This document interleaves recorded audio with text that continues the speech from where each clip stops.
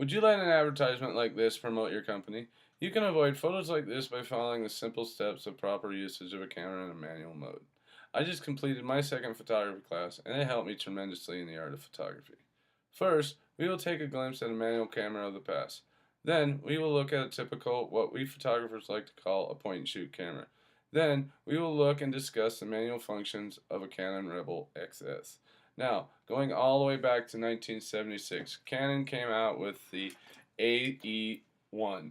This is a manual setting camera with a built-in light meter that will help you get the proper exposure needed for a great photo. But since then, cameras have gotten more sophisticated and smaller. That brings me to this Olympus FE370 point and shoot, so small it can fit in your pocket. But enough on the past. Let's look at the Canon Rebel XS. I got my first camera here online for 300 bucks secondhand, but brand new they can cost up to $600 or more. All right, now getting back to the topic at hand, I will be discussing three main settings or the triangle of photography. This consists of ISO, the aperture, and shutter speed. First, take a look at the definition of ISO. ISO measures the sensitivity of the image sensor. The same principles apply as in film photography. The lower the number, the less sensitive your camera is to light, and the finer grain. Higher ISO settings are generally used in darker situations to get faster shutter speeds. For example, an indoor sporting event when you want to freeze the action in a lower light. However, the cost is a noisier shot or bigger grain, if you will.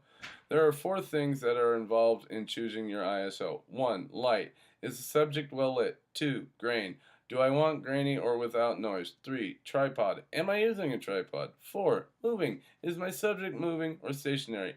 If there's going to be enough light, then I want little grain. I am using a tripod and my subject is stationary. I will be using a really low ISO rating. But if it's dark, I want grain on purpose. I don't have a tripod or my subject is moving. I might consider increasing the ISO as it will enable me to shoot a faster shutter speed and still expose the shot enough.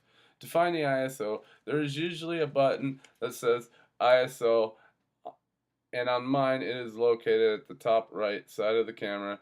To adjust, you just push the ISO button and hold it. Then on the screen it will show different settings and adjust accordingly. But this is just one side of the triangle. The second side is the aperture. Aperture is referring to the lens diaphragm opening inside the photographic lens. The size of the diaphragm opening in the lens allows the amount of light to pass through onto the film inside the camera the moment when the shutter curtain in the camera opens during an expose process. The size of an aperture in the lens can either be fixed or the most popular form in an adjustable type camera. Aperture settings are also known as f-stops.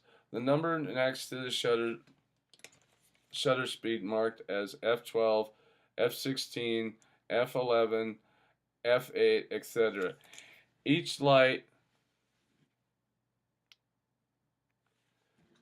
Each of this value represents one time the amount of light, either more or less in quantity. Meaning to say, f16 will let one time the amount of light in the diaphragm opening of f22 and so forth. While on the other hand, an aperture of f4 will let in one time less than that of f2.8. In other words, it can be confusing or dyslexic, but the smaller the number, the bigger the hole. The bigger the hole that lets in more light, and the larger the number, the smaller the hole lets in less light. And that leads me to shutter speed. The word says it all. How fast the shutter curtain opens